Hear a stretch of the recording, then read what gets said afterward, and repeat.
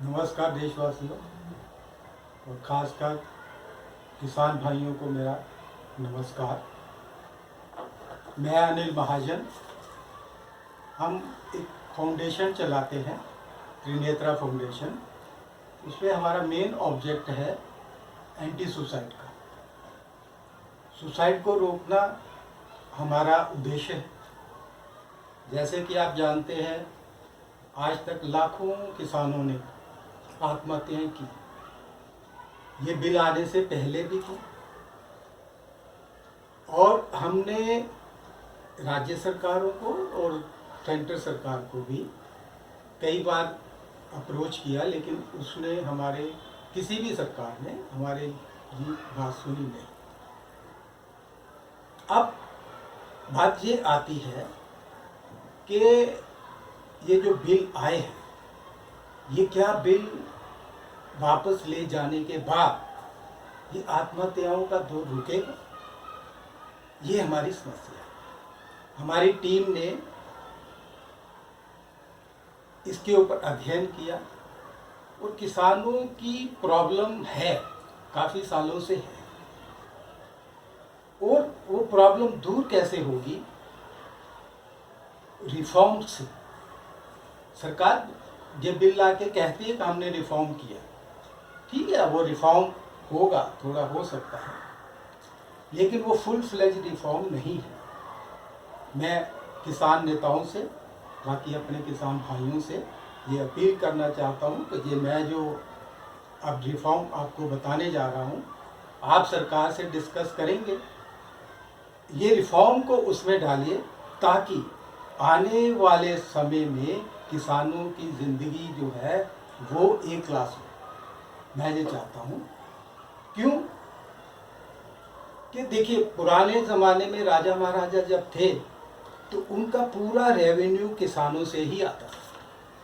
कोई फैक्ट्रियाँ, कोई और बिजनेस इतने तो थे नहीं जहाँ से उनको वो पैसा इकट्ठा करें। लेकिन आज किसानों को कोई टैक्स देना नहीं पड़ता, लेकिन फिर भी किसानों की हालत ख़राब है। उसकी वजह ये है कि टाइम के साथ सब कुछ चेंज किसानों ने नहीं किया और सरकारों ने भी नहीं किया। और ये भी फैक्ट है कि कोई भी सरकार, चाहे वो बीजेपी की हो चाहे कांग्रेस की हो, वो सरकार के किसानों के खिलाफ हो रही, वो नहीं जा सकते। क्यों? कि किसान हमारे देश की रीढ़ की हड्डी है। इकोनॉमी में भी वो रीढ़ की हड्डी है।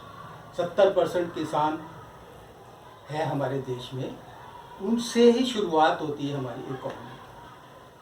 तो भाइयों, पहला रिफॉर्म है हमारा स्टोरेज और होल्डिंग पावर। किसान के पास जैसे ही फसल आती है तो वो बेचने के लिए दौड़ता है मंडी में। क्यों? कि उसके पास स्टोर की व्यवस्था नहीं, और वो होल्ड भी नहीं कर पाता। कारण कि उसको फटाफट फसल बेच के अपनी उधारी चुकानी है और अपने दूसरे काम करने हैं। अगली फसल बीजने के लिए जो पैसा चाहिए उसमें से उसको चाहिए। अब वो कैसे आएगा? नंबर 1, एक कोऑपरेटिव सोसाइटी बनाई जाए हर गांव में, और वो कोऑपरेटिव सोसाइटी के मेंबर हो गए पंच और सरपंच, और 2 से 3 मेंबर वो नॉमिनेट करेंगे। और वो कोऑपरेटिव सोसाइटी कुछ अपनी तरफ से पैसा इकट्ठा करेगी और बाकी पैसा सरकार से देगी। और वो अपने गांव की जितनी भी फसल होती है उसकी स्टोरेज व्यवस्था के मुताबिक वो गोडाउन बनाएगी, ताकि उसको हड़बड़ी में फसल बेचने के लिए ना जाना पड़े। और उसके बाद आएगी जो हमारी होल्डिंग कैपेसिटी है। भाई सर, किसान ने अगर मान लो फसल ले और उसने स्टोर कर ली, अब उसको बेच के उसके पास जो पैसा आना तो वो कैसे आएगा? अब 20 से 30% सरकार अपने MSP पे फसल खरीदती है। वह 20 से 30% पे बेचा, बाकी फसल अपने स्टोर में रखी। और होल्डिंग के लिए सरकार एक सिस्टम बनाएगी कि वो जो फसल आपके पास पड़ी है उसकी गारंटी के ऊपर बैंक से लोन मिले और वो बहुत कम रेट पे हो। और अब आपके पास पैसा आ गया, आपने अपने गांव के जितने भी किसान हैं, जितनी उसकी फसल है उसके हिसाब से उसको पैसा बांट दी। आप फसल के मालिक भी हैं और आपके पास पैसा भी आ गया। आप 2 महीने बाद, 3 महीने बाद, 4 महीने के बाद जब भी उसके रेट ऊपर होते हैं और जिस रेट पे आपको लगता है कि बेचना सही है, तब आप उसको बेच सकते हैं। ये हमारी होल्डिंग और स्टोरेज व्यवस्था जो है उससे हो जाएगी। इससे पुराना सारी व्यवस्था जो है उसमें आप निकल जाएंगे। फिर आप उसको पैकेज बना सकते हैं, छोटे छोटे पैकेट बना के। कई किसान भाई जैसे बोलते हैं कि एमआरपी होनी चाहिए, एमआरपी आपकी लगेगी। आप उसको चावल के छोटे पैकेट बना के, फ्लोर मिल बना के, तेल तिलहन है तो उसका तेल निकाल के, और अंदर छोटे छोटे छोटे आप उद्योग लगा के खुद उस चीज़ को बनाइए और एमआरपी लगा के बाज़ार में बेचिए। क्योंकि आप किसान हैं और आप व्यापार भी करिए, आप उद्योगपति भी बनिए।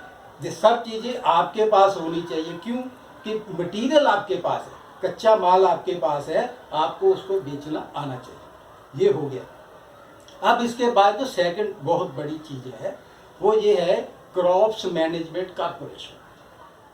मैं आपसे निवेदन करता हूं कि आप सरकार से जब भी आप मिलेंगे उनको बोलिए कि हर डिस्ट्रिक्ट में एक क्रॉप्स मैनेजमेंट कॉर्पोरेशन हो और स्टेट में एक मेन क्रॉप्स मैनेजमेंट कॉर्पोरेशन हो और सेंटर में भी, जो ये व्यवस्था बनाएगी कि कौन सी जगह पे कौन सी फसल उगाई जाए। मोस्टली ये होता है कि एक बार एक किसान ने अगर एक फसल उगाई है तो उसने पैसा अच्छा बनाया है, तो नेक्स्ट टाइम क्या होता है कि सारे गांव के किसान वही फसल को उगा देते हैं। उससे क्या होता है कि वो भरमार में फसल हो जाती है और उसका रेट मार्केट में गिर जाता है। ये जो क्रॉप मैनेजमेंट कॉर्पोरेशन है वो हर डिस्ट्रिक्ट में, हर गांव में कोऑपरेटिव सोसाइटी को ये दिशा निर्देश देगी कि आपके पास इतनी लैंड है, इस इतनी लैंड में ये वाली फसल, इसमें ये वाली फसल और दूसरी आइटम जो है वो उगाई जाए। जैसे चावल इतना हो, इतने एकड़ में गन्ना हो, इतने एकड़ में बाकी पेरिशेबल आइटम जैसे सब्जियां हैं, दूसरी चीज़ें हैं, तिलहन है, दालें हैं। इस तरह से अगर ये ऐसा हो जाता है तो किसी तरह से भी वो रेट जो गिरते हैं ना कि आज गए और कल रेट गिर गया, उससे ये नहीं होगा। ये मैनेजमेंट से ये काम अच्छी तरह से बन जाएगा। ये मेरे कृषि के ऊपर रिफॉर्म है, इसके ऊपर हम और भी सर्च कर रहे हैं। दूसरे कुछ और पॉइंट्स अच्छे हमें आते हैं तो हम आपको ज़रूर बताएंगे। तो मैं चाहता हूँ, किसान भाइयों से मेरी अपील है कि सरकार के साथ आप बैठे और इन चीज़ों को रिफॉर्म के अंदर डालें ताकि किसानों का आने वाला जो भविष्य है वो सुनहरा हो। जय हिंद।